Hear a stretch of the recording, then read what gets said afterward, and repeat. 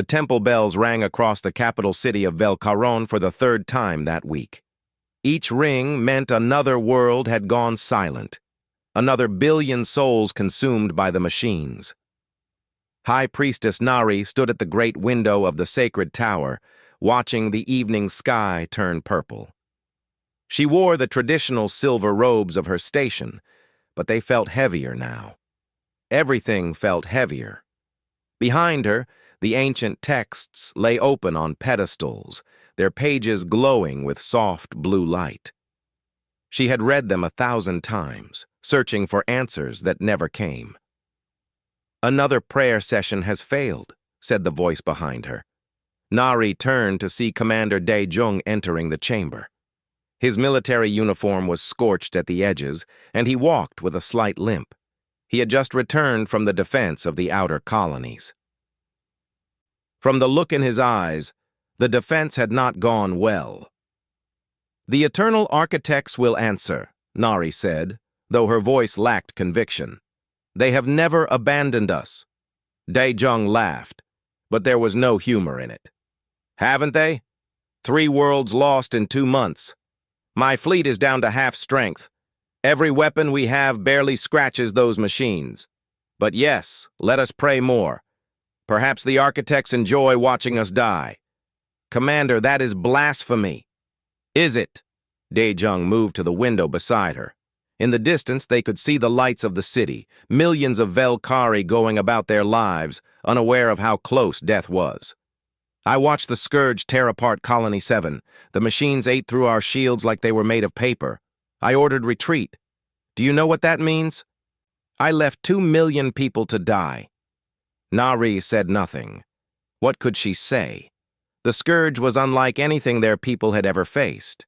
The machines appeared 3 months ago, emerging from dead space like a plague. They consumed everything: ships, stations, entire planets. They turned matter into more of themselves, growing stronger with each world they devoured. "The High Council meets tomorrow," Nari finally said.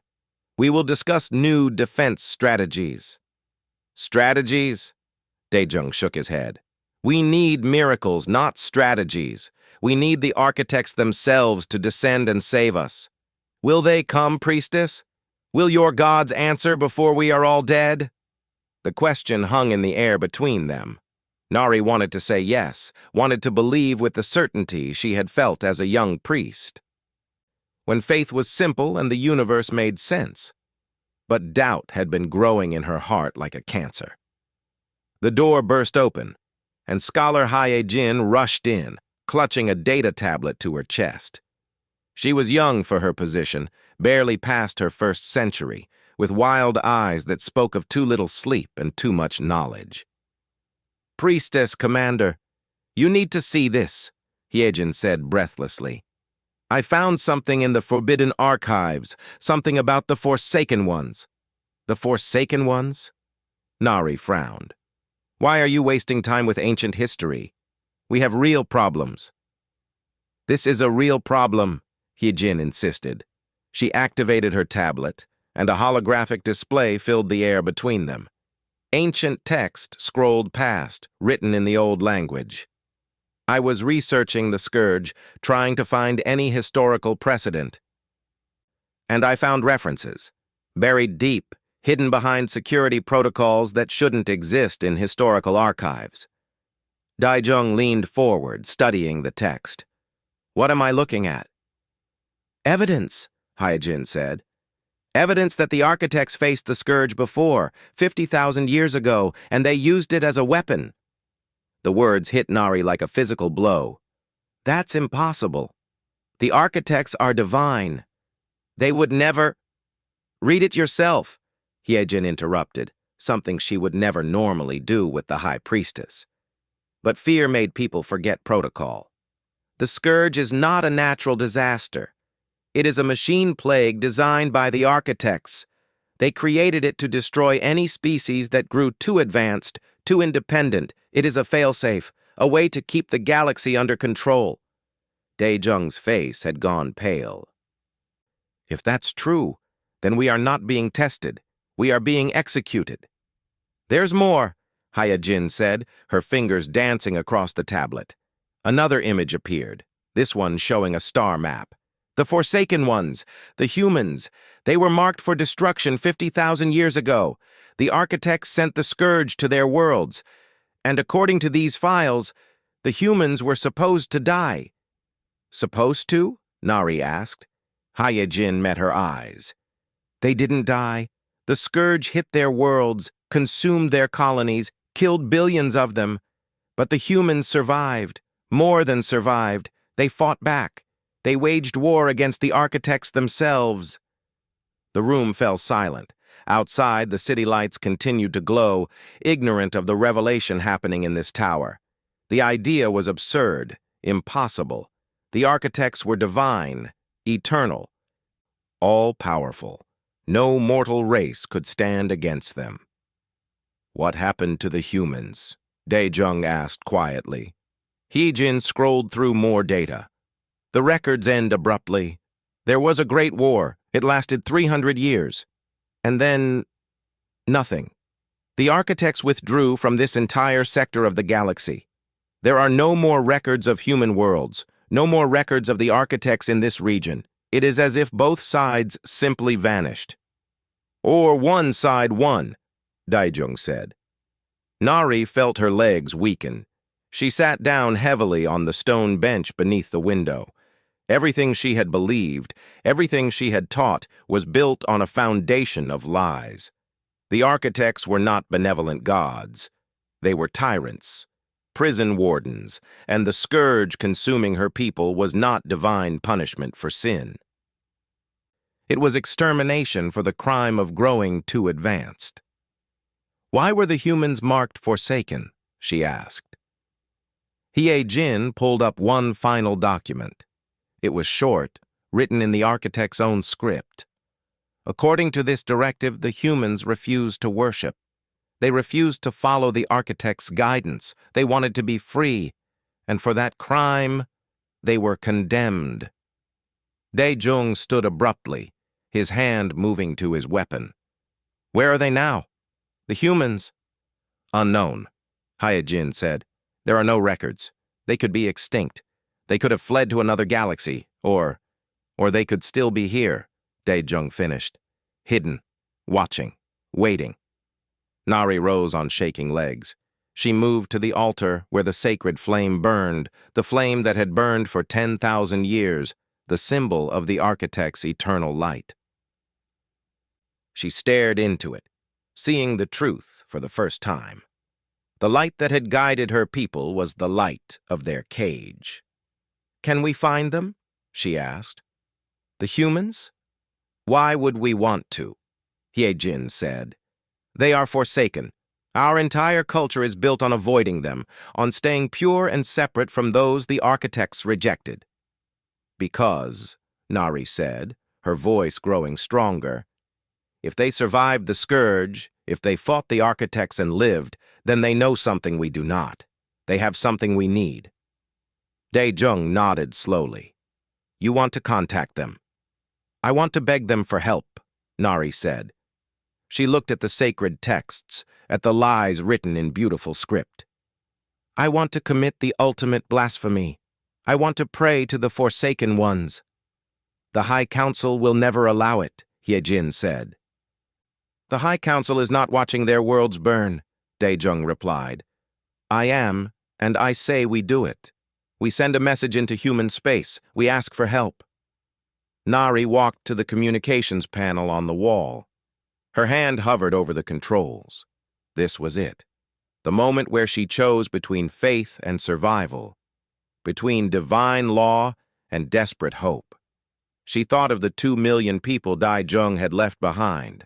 She thought of the 3 worlds already gone. She thought of the billions more who would die if they did nothing. She pressed the button.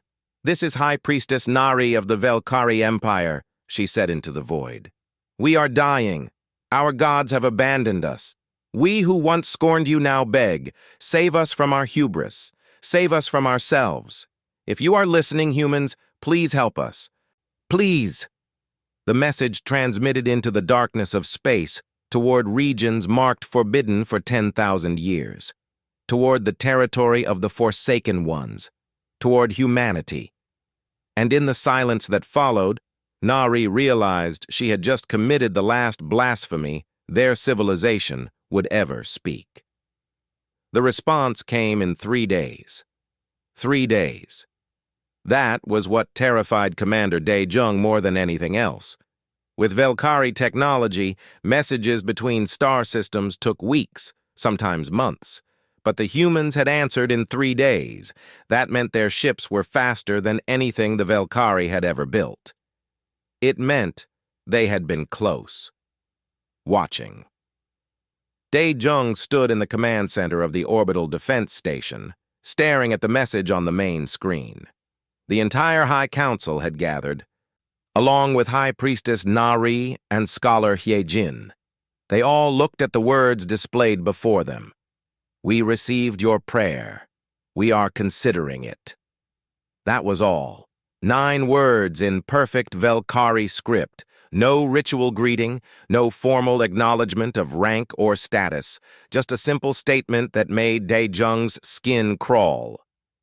"Considering it?" Elder Somi nearly shouted. She was the oldest member of the council, her face lined with age and fury. "We prayed to them, debased ourselves before the Forsaken Ones, and they are considering it." "We should never have sent that message," another council member said. "This is why the architects marked them as Forsaken. They have no respect, no understanding of proper conduct." Nari stood silent, her face unreadable. Dae-jung knew she had not slept since sending the message. Guilt and fear warred in her eyes. "What do we do now?" Hyejin asked quietly.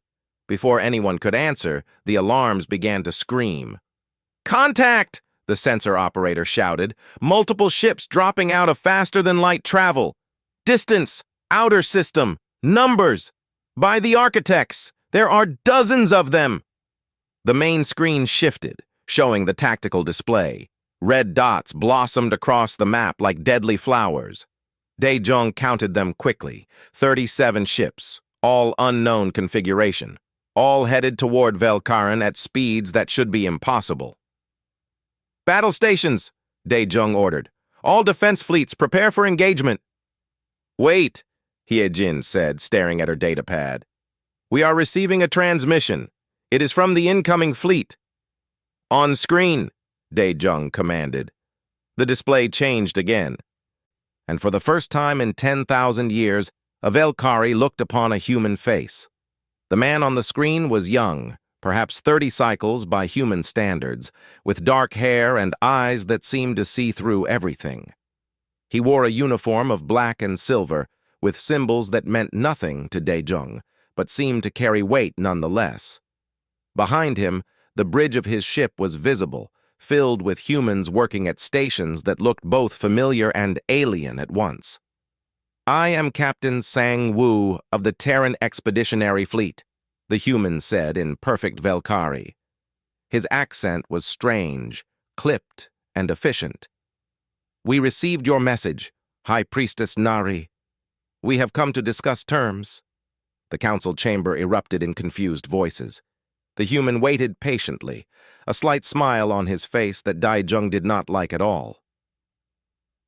"Terms?" Nari finally asked, stepping forward. "What terms?" "You asked for help," Sang-woo said simply. "Help has a price. We need to discuss what you are willing to pay."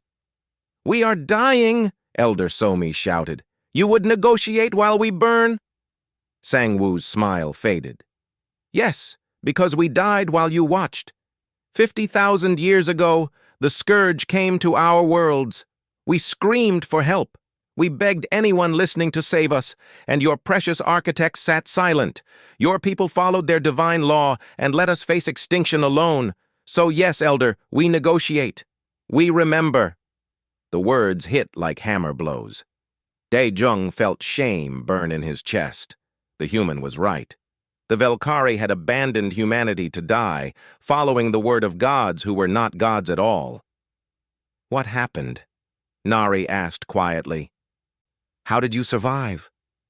We fought, Sang-woo said. We lost billions, entire worlds consumed, but we learned, we adapted. We became what the architects feared most. We became free. Another human stepped into view beside Sang-woo.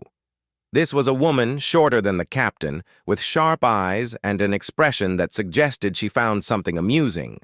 She wore a different uniform, white instead of black, with symbols Hyejin recognized as medical insignia. I am Dr. Yuna, she said, xenobiologist and cultural specialist. I have spent the past 3 days reading your history. Very interesting. Very obedient. There was mockery in her voice, subtle but clear. Dae-jung felt his hands clench into fists. We followed the guidance of the architects, Nari said stiffly. You followed the commands of tyrants, Yuna corrected. You let them keep you weak, obedient, easy to control. We refused, and that is why we lived and you are dying. Enough, a new voice said. Another human appeared on screen, this one wearing an admiral's insignia. She was older than the others, with gray in her hair and scars on her face that spoke of battles survived. I am Admiral Ji-woo, commanding officer of this fleet. Dr. Yuna forgets her manners sometimes, but she is not wrong. The admiral's eyes found Dae-jung. You are the commander of their military? I am, Dae-jung said. Then you understand reality better than most, Ji-woo said. Your people cannot defeat the Scourge. Your weapons are inadequate. Your tactics are outdated. Your entire military doctrine is based on defense and honor, not victory. Without our help, you have perhaps 6 months before complete extinction. And with your help? Dae-jung asked. You survive. But survival has a price. Name it, Nari said. Ji-woo's expression hardened. Unconditional surrender of all Velkari military forces to human command. Complete access to all your technology, all your worlds, all your resources, and the ending of your worship of the architects. You will acknowledge them for what they are, ancient tyrants who tried to cage the galaxy. The council chamber exploded with outrage. Elder Somi screamed obscenities that would have shocked her own priests. Other council members demanded the humans leave immediately. Some called for Nari's arrest for bringing this shame upon them, but Dae-jung watched Admiral Ji-woo's face and saw no cruelty there, only hard experience. Only the face of someone who had paid terrible prices and expected others to do the same. You ask us to abandon everything, Nari said quietly, loud enough to cut through the chaos. We ask you to abandon lies, Ji-woo corrected. Everything else you can keep, your culture, your people, your lives, but the lies must die. The architects must be revealed, and your military must submit to command that actually knows how to fight the Scourge. And if we refuse? Elder Somi demanded. Ji-woo shrugged. Then you die with your pride intact. We will leave. We will not intervene. And in 6 months, when the Scourge reaches your homeworld, you can pray to the architects and see if they answer. They will not. But you will die faithful. Perhaps that matters to you more than living. Silence fell. On the tactical display, the human fleet held position at the edge of the system. 37 ships against the hundreds the Velkari had. But Dae-jung understood now. Those 37 ships were worth more than his entire fleet. The humans had fought the architects and won. They had survived the Scourge. They had become something new, something powerful, something terrifying. We need time, Nari said, to consider, to debate. You have 24 hours, Sang-woo said. After that we leave. The Scourge does not wait, and neither do we. The transmission ended. The screen went dark. The council chamber erupted again in argument, fear, and rage. But Dae-jung stood silent, thinking. Hyejin moved to his side. What are you thinking, Commander? I am thinking, Dae-jung said slowly, that we called them forsaken because they refused to kneel. and now we must kneel before them to survive. The irony would be funny if it were not so bitter. Will you accept their terms? Daejung looked at the tactical display, at the red markers representing the human fleet. Then he looked at the other side of the map, where 3 Velkari worlds had gone dark in the past months, where millions of his people had died while he followed outdated tactics and prayed to absent gods. I will accept, he said quietly. I will commit treason if I must. I will kneel before the Forsaken Ones, because pride is worthless to the dead. Nari overheard him. She turned from the arguing council, her face pale but determined. I will accept as well. Let history call me heretic. Let my name be cursed. But I will not let my people die for the ego of false gods. The council will never agree, Hyojin said. Then the council can die with their faith intact, Daejung replied. He activated his command console, establishing a direct line to the human fleet. This is Commander Daejung. I wish to speak privately with Admiral Jiwoo. The connection established almost instantly. Jiwoo's face appeared on his personal screen, her expression neutral. I accept your terms, Daejung said. Not on behalf of the council. They will debate and delay until we are all dead. But I command the military, and I am giving it to you. Use my forces as you see fit. Just save my people. Jiwoo studied him for a long moment. This is treason under your law. Yes. You will be executed if we fail. I will be dead if we do nothing. At least this way, I die fighting instead of praying. Something like respect flickered in the Admiral's eyes. Very well, Commander. Prepare your forces. We will begin combat operations immediately. And Commander, you made the right choice. Your people are lucky to have someone willing to trade honor for their survival. The transmission ended. Daejung stood alone at his console, feeling the weight of what he had just done. He had betrayed his oath. He had abandoned his faith. He had knelt before the Forsaken Ones. But his people would live, and sometimes survival was worth any blasphemy. Lieutenant Tai Yang had never seen anything die so quickly. The Scourge machine was the size of a small building, its metal body covered in weapons that had torn through Velkari ships like they were made of paper. It had killed 17 of Tai Yang's squadron mates in the defense of Colony 12. He had watched it shrug off plasma fire, railguns, and even nuclear missiles. The human marine killed it in 4 seconds. Tai Yang watched from his damaged fighter as the marine moved across the colony surface. The human was larger than any Velkari, wearing armor that seemed to flow like liquid metal. When the Scourge machine detected the marine and opened fire, the human simply moved. Not dodged, moved, faster than Tai Yang's eyes could track. The marine was suddenly beside the machine, and his arm transformed into something that glowed with white-hot energy. One strike. The Scourge machine split in half, its core exposed and dying. The marine moved on to the next target without pausing. By the architects, Tai Yang whispered. Wrong prayer, a voice said in his cockpit. Tai Yang jumped, his hand reaching for his sidearm. But the communication channel showed it was from the human command ship. Dr. Yuna's face appeared on his display, that same amused expression on her face. The architects are the ones who created those machines. You should be thanking us, not them. Yes. Thank you, Tai Yang managed. How is that marine moving so fast? Augmentation, Yuna said simply. Genetic modification, cybernetic enhancement, chemical boosters. We have been improving ourselves for 50,000 years. Your architects wanted to keep all species pure and weak. We chose strength, whatever the cost. Tai Yang watched as more human marines deployed across the colony. There were only 200 of them against 10,000 Scourge machines. But the humans were winning. It was not even a fair fight.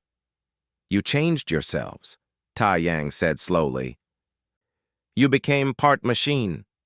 We became whatever we needed to be, Yuna corrected. When the scourge came to our worlds, we had a choice. Die pure or live changed. We chose life. We always choose life. On the ground below, Engineer Kang De was overseeing the deployment of human defensive equipment. Ta Yang had met the engineer yesterday when the human fleet first arrived at Colony 12. Kang De was friendly, almost casual, treating the desperate defense of an entire world like it was a minor inconvenience. Now, Ta Yang understood why. To humans, this was minor. They had fought worse. They had survived worse. The scourge that was destroying the Velkari Empire was just another day for humanity. "Lieutenant Ta Yang," a new voice said on the command channel.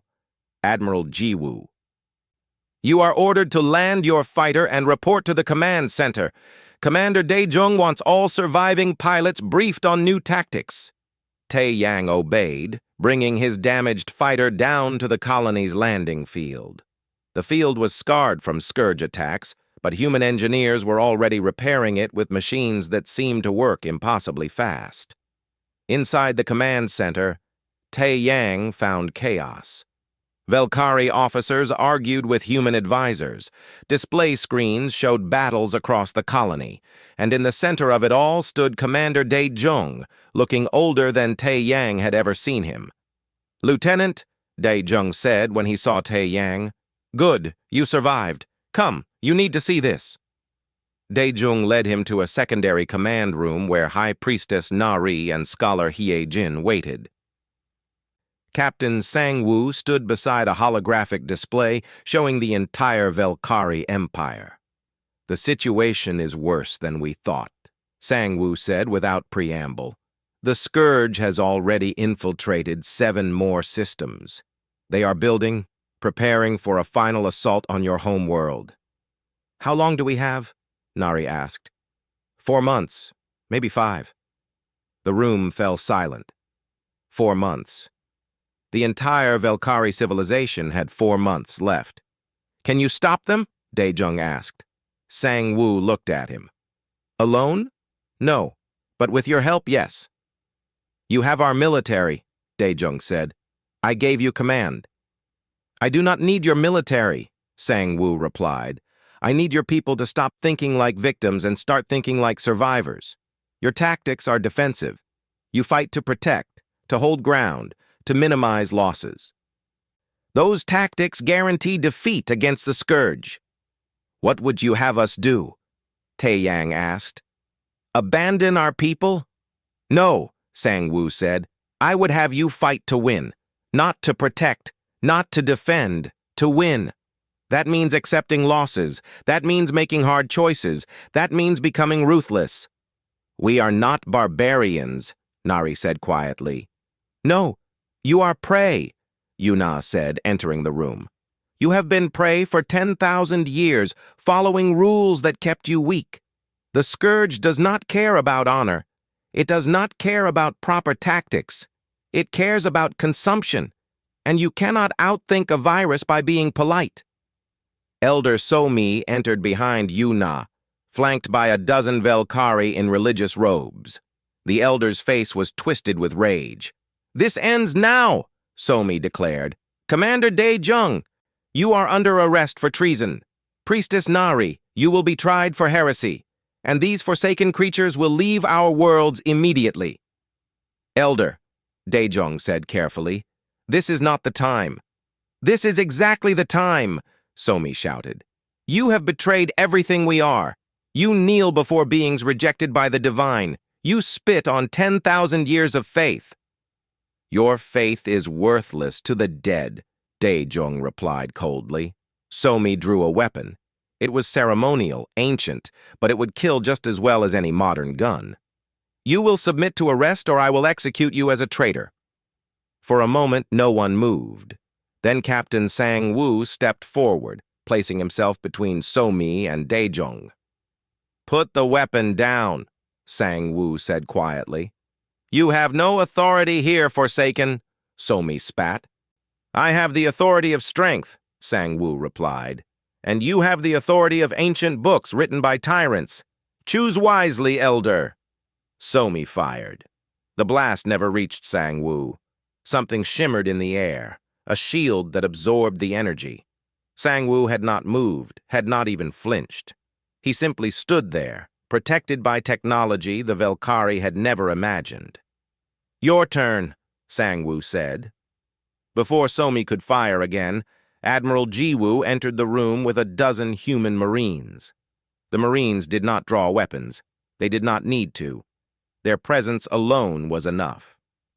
"Elder Somi," Ji-woo said calmly, "you are disrupting military operations during a crisis. Stand down or be removed. You dare—" "Yes," Ji-woo interrupted. "We dare. We dare to survive. We dare to fight. We dare to change. Those are luxuries your people apparently cannot afford." Somi looked around the room, seeking support. But the other religious leaders with her were backing away, seeing the humans and understanding what Tai Yang had learned on the battlefield. These were not beings you fought. These were beings you joined or you died. "This is not over," Somi said, lowering her weapon. "The faithful will not accept this blasphemy." "Then the faithful will die faithful," Dae-jung said, "and the rest of us will live changed." Somi and her followers left. The tension in the room eased slightly, but Tai Yang could see the damage was done. The Velkari were fracturing. Some would follow Dae-jung and Nari into alliance with humanity. Others would follow Somi into prideful death. "This is what the architects wanted," Hyejin said softly. "They wanted us divided, obedient, easy to control. The scourge is not just a weapon, it is a test. Species that fight together survive. Species that fracture die." "And humans?" Nari asked, looking at Admiral Ji-woo. "You survived together?" "No," Ji-woo said honestly. "We fractured too. We had our faithful who refused to change. We had our elders who chose pride over survival. They died, all of them.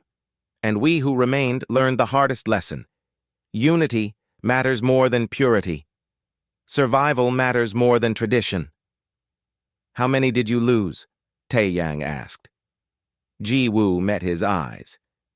"Before we learned that lesson, 90 billion. After we learned it, we stopped counting. Some prices are too high to remember." The number staggered Tae Yang. 90 billion.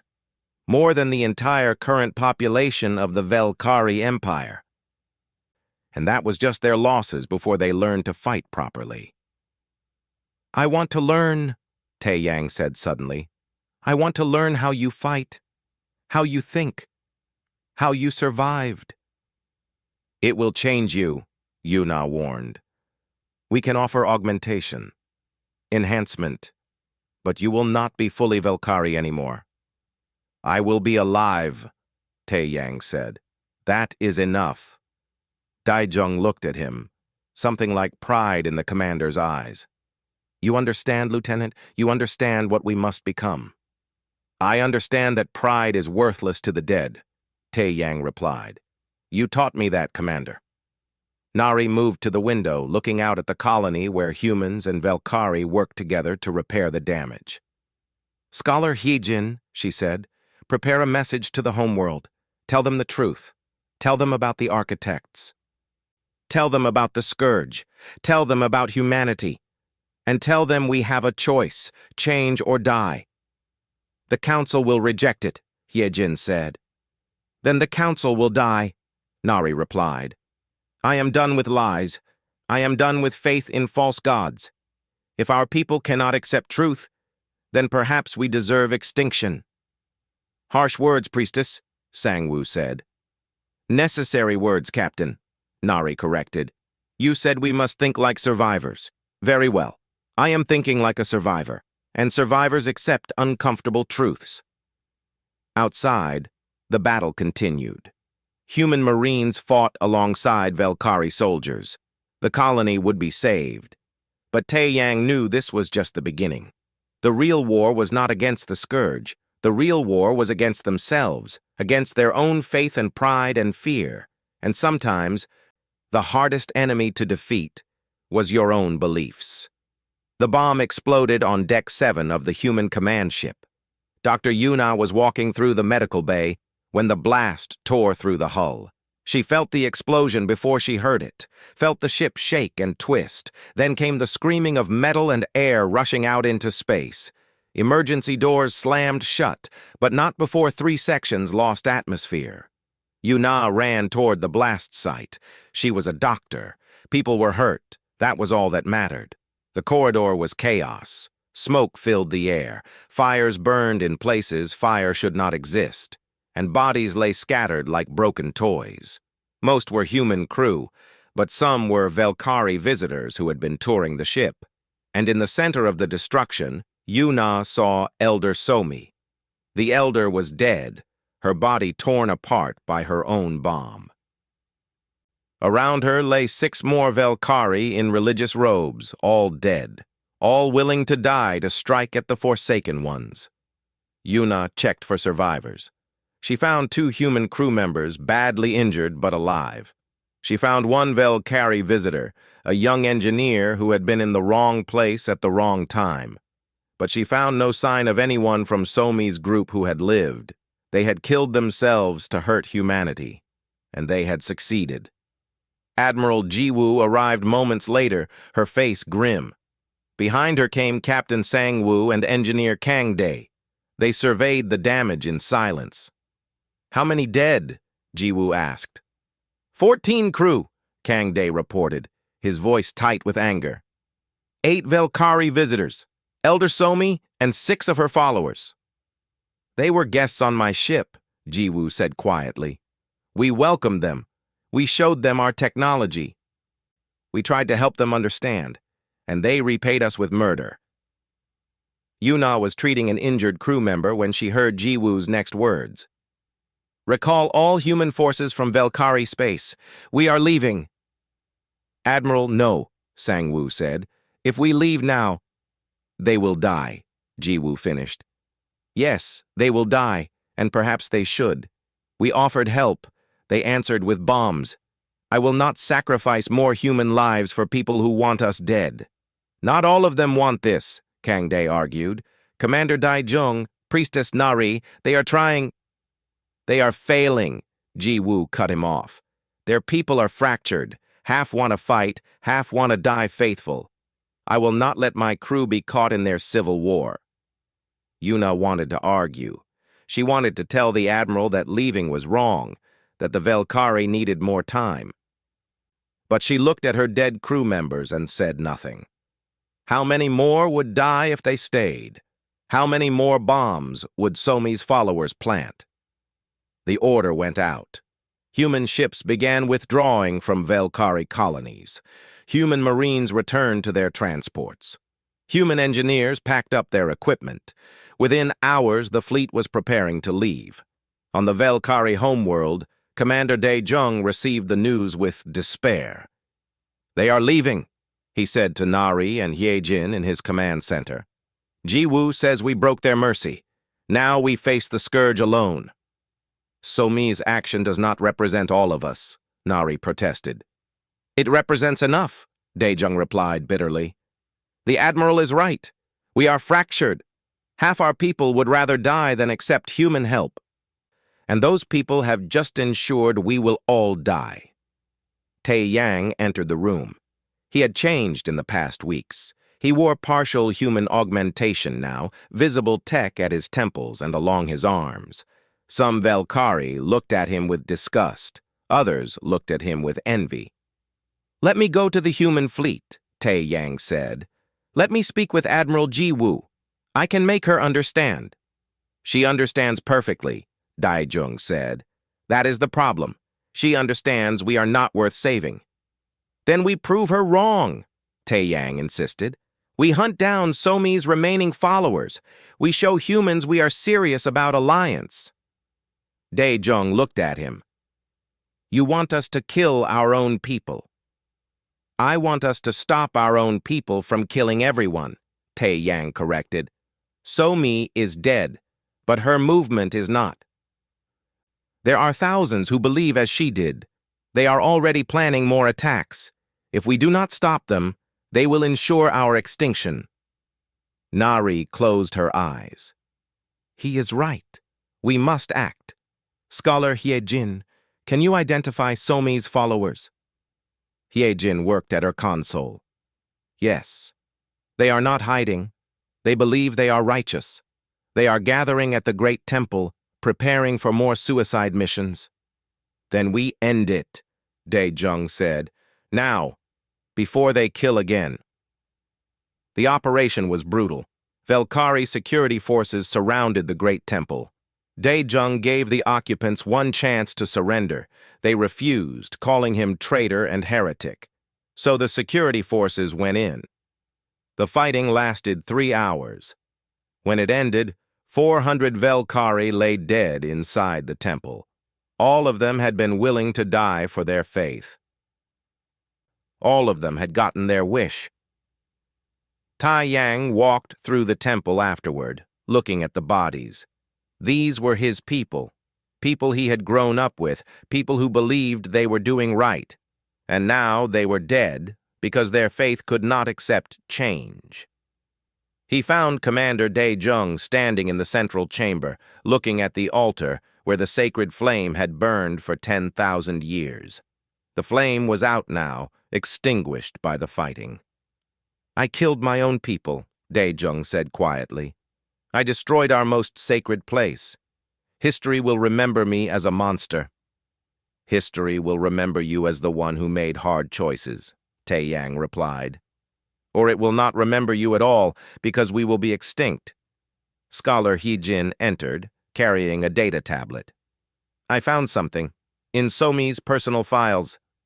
She was planning 7 more attacks, not just against humans, against Velkari who supported the Alliance, against Nari, against you, Commander. Dae-jung nodded slowly. Then we did right, even if it does not feel right. I have sent a message to Admiral Ji-woo, Hyejin continued, showing her what we did, showing her we are serious about alliance, about change. Will she return? Tae-yang asked. I do not know, Hyejin admitted. On the human command ship, Admiral Ji-woo watched the footage of the temple assault. She watched Velkari kill Velkari to protect the Alliance. She watched Commander Dae-jung stand in the ruins of his civilization's most sacred place, his face empty of everything except determination. They killed 400 of their own people, Captain Sang-woo said beside her. To prove they are committed. Or to prove they are fracturing, Ji-woo replied. Civil war, Captain. That is what we are watching. The Velkari are eating themselves alive. Should we help them? Ji-woo was silent for a long moment. Then she thought of Dr. Yuna, still treating injured crew from Somi's bomb. She thought of the 14 dead humans who had died trying to help an alien race. She thought of the price humanity had paid 50,000 years ago when no one came to help them. Recall the fleet, she finally said. But not for the Velkari. For us. We need time to heal. We need time to decide if they are worth the cost. And if the scourge reaches their homeworld while we decide, then we will know if they can defend themselves, Ji-woo said, or if they truly need us. Sometimes, Admiral, the best way to help someone is to let them face reality alone. Back on the Velkari homeworld, Priestess Nari made a broadcast. She stood before the cameras, no longer wearing her silver robes. She wore simple clothes now, like any citizen.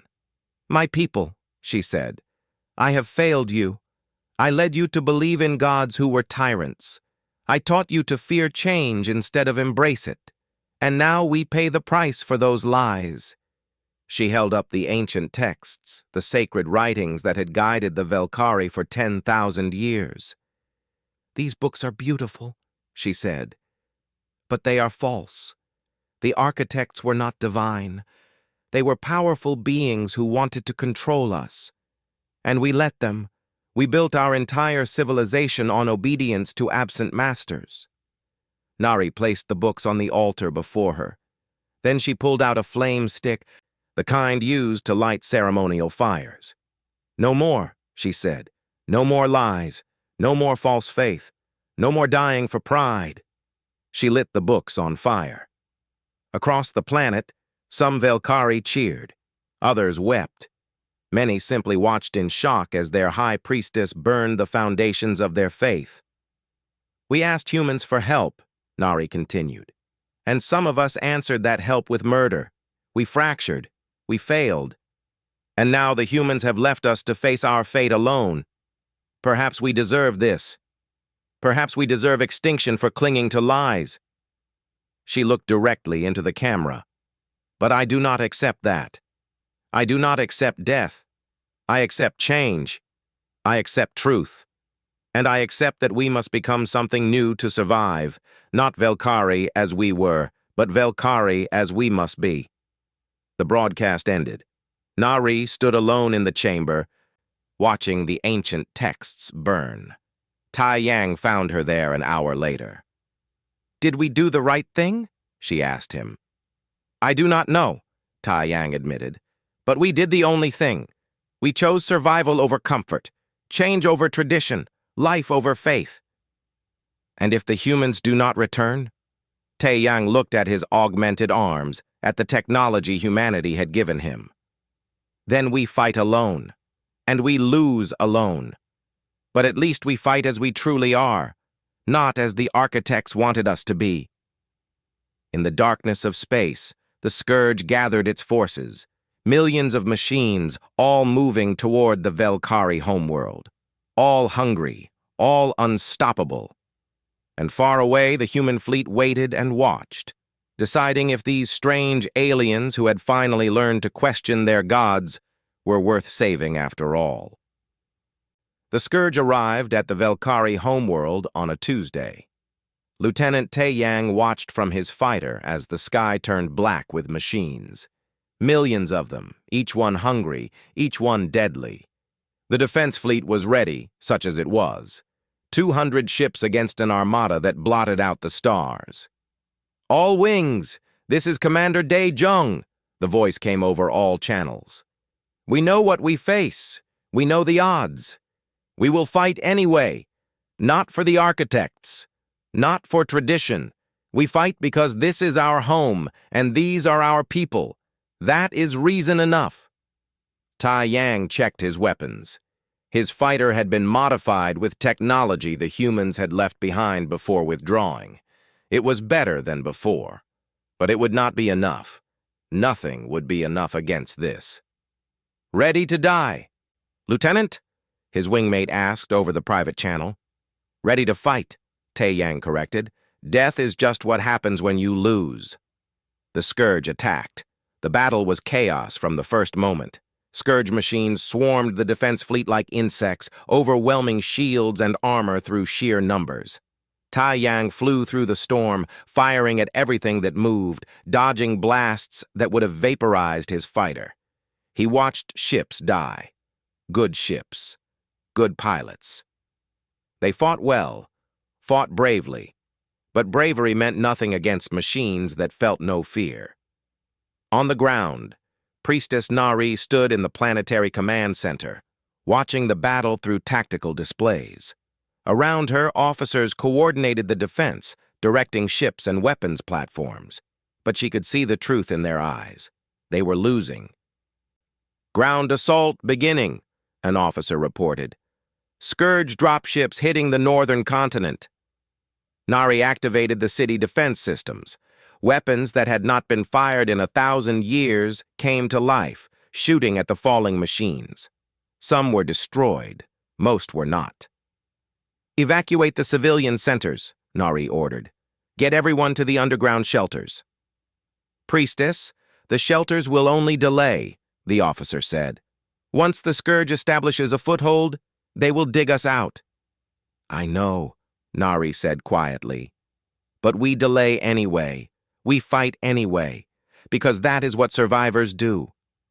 In space, Tai Yang's fighter took a hit. His shields collapsed, and his left engine went offline. He spiraled toward the planet, trying to maintain control. Around him, the battle raged. Half the defense fleet was gone already. The rest would follow soon. "This is Lieutenant Tai Yang," he called out. "My ship is damaged. going down on the eastern continent. Copy that, Lieutenant, Daejung replied. Good luck. Tae-Yang crashed in a forest outside a small city. He dragged himself from the wreckage, his augmented body healing the injuries that would have killed a normal Velkari. In the distance, he could see scourge machines landing, beginning their harvest. He started walking toward the city. He had no ship. He had no backup. He had only the weapons he carried and the modifications humans had given him. But he would fight, because that was what survivors did. In the command center, alarms screamed. Nari watched as more ships died, as more cities fell. Scholar Hye-jin worked beside her, trying to coordinate evacuations that seemed increasingly pointless. We are going to die here, Hye-jin said quietly. Yes, Nari agreed. But we will die fighting. That is more than we would have done a year ago. Then we would have died praying. Do you regret burning the texts? Rejecting the faith? Nari looked at the young scholar. No, the architects abandoned us long ago. We only abandoned them recently. I regret that we did not do it sooner. An officer shouted, New contacts! Multiple ships dropping out of faster-than-light travel! Nari's heart sank. More scourge. How much worse could this get? But the tactical display showed something different. 37 ships appearing at the edge of the system. Human ships. Admiral Jiwoo's fleet. We are receiving a transmission, the communication officer said. Admiral Jiwoo's face appeared on the main screen. She looked tired, like she had not slept in days. Behind her, the bridge of her ship was busy with activity. Commander Daejung, Jiwoo said, I see you started the party without us. Rude. Daejung's reply came from his flagship, his voice thick with emotion. Admiral, you came back. We watched your broadcast, Priestess Nari, Jiwoo continued. We watched you burn your sacred texts. We watched you choose truth over comfort. That took courage, the kind of courage we respect. We are losing, Daejung said bluntly. Even with your help, we may not survive this. Probably not, Jiwoo agreed. But you will survive it together, and that is what matters. Captain Sang-woo, begin combat operations. Show these machines what happens when you anger humanity. The human fleet moved into attack formation. Tae-Yang, still walking through the forest, saw the sky light up as human weapons fired. These were not the careful, precise shots Velkari used. These were overwhelming barrages that turned space into a storm of fire. The scourge machines began dying, not slowly, not carefully. They died in thousands, ripped apart by weapons that should not exist, destroyed by technology that ignored physics as the Velkari understood it.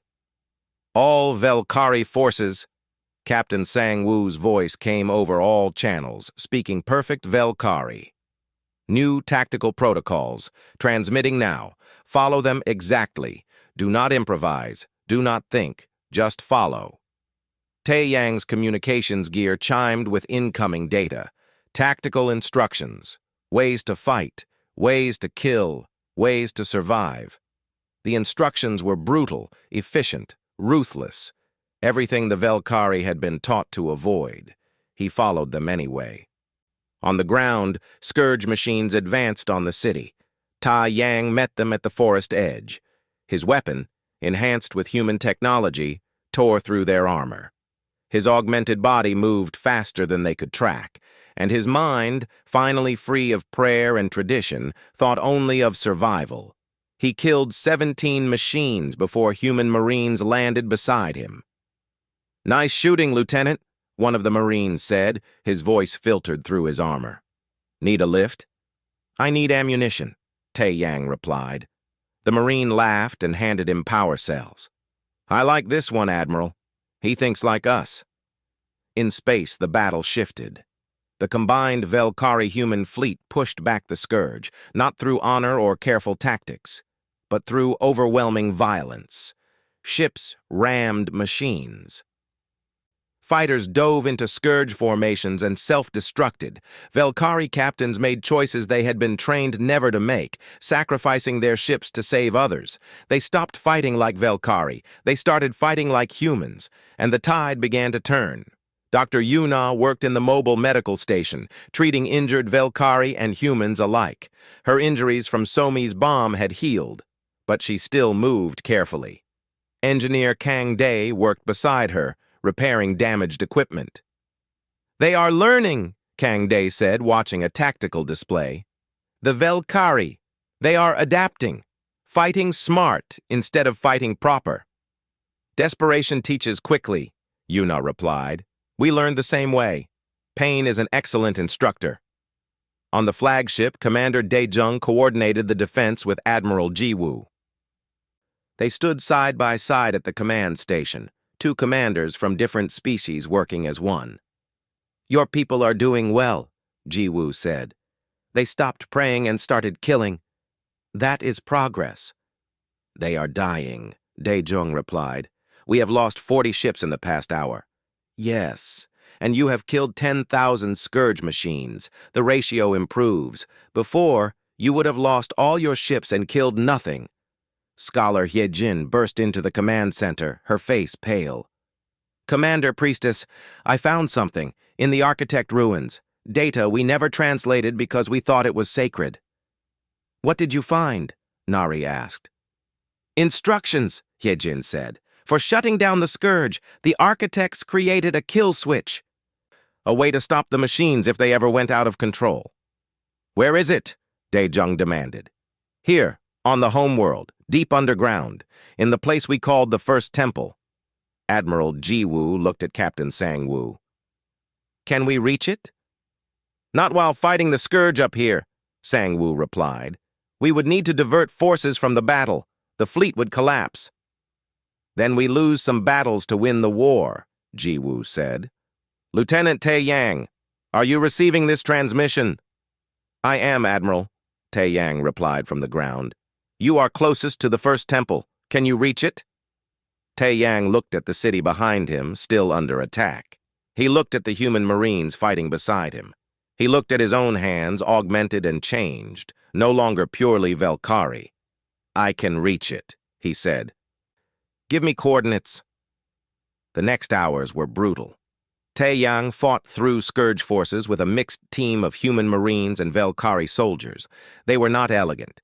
They were not honorable. They were survivors doing whatever it took. They reached the First Temple as the sun set. The ancient structure was half destroyed by scourge attacks, but the entrance to the underground chambers remained intact. "Transmitting directions," Hyejin said over communication. "The kill switch is in the central vault. You will know it when you see it." Tae-yang and his team descended into darkness. The temple depths were old, untouched for thousands of years, and at the center, they found it. A simple console, not ornate, not sacred, just a control station with one prominent button marked in the architect's language. "That is it?" one Marine asked. 50,000 years of terror, and they stopped it with a button? "They never thought anyone would rebel," Tae-yang said. "They thought all species would stay obedient. They were wrong." He pressed the button. Nothing happened at first. Then slowly, the scourge machines began to shut down. In space, they stopped firing. On the ground, they collapsed. Across the system, millions of deadly machines simply turned off. Silence fell across the battlefield. "What just happened?" Daejung asked. "They stopped," Hyejin said, wonder in her voice. "The scourge, it is shutting down, all of it." The Velkari fleet erupted in cheers. Humans and Velkari celebrated together, ships flying victory patterns through the debris field. But Admiral Jiwoo did not celebrate. She studied the data, her expression thoughtful. "Captain Sang-woo," she said quietly, "scan those dead machines. I want to know everything about them." Days later, after the celebrations ended and the dead were mourned, the truth emerged. Engineer Kangday presented his findings to a joint council of humans and Velkari. The scourge was not just a weapon, Kangday explained. It was a test. Species that could not work together, could not change, could not adapt, they were destroyed. But species that learned, that evolved, they survived. And the technology from defeated scourge machines could be reverse-engineered, used, integrated. The architects were teaching us, Nari said slowly. Even as they killed us, they were teaching us. No, Dr. Yuna corrected. They were sorting us. Weak species died. Strong species, species that could change and adapt, they survived and gained powerful technology. The architects were not teachers. They were gardeners, cutting away weakness. Then we passed the test, Tae Yang said. Barely, Admiral Ji-woo replied. You passed because you learned to change, to abandon faith for pragmatism, to work with those you called forsaken. That is the real test, not strength, not technology, but the willingness to change. Months later, the Velkari Commonwealth was born. Not an empire, not a theocracy, a partnership between equals, human and Velkari, working together. Priestess Nari, now simply called Nari, authored the new founding document. She called it the New Creed. We prayed for help, she wrote. We received truth. The universe has no gods, only ancient tyrants who feared our potential. We have no divine destiny, only the future we build ourselves. We are not chosen, we are not forsaken, we are simply alive, and that is enough.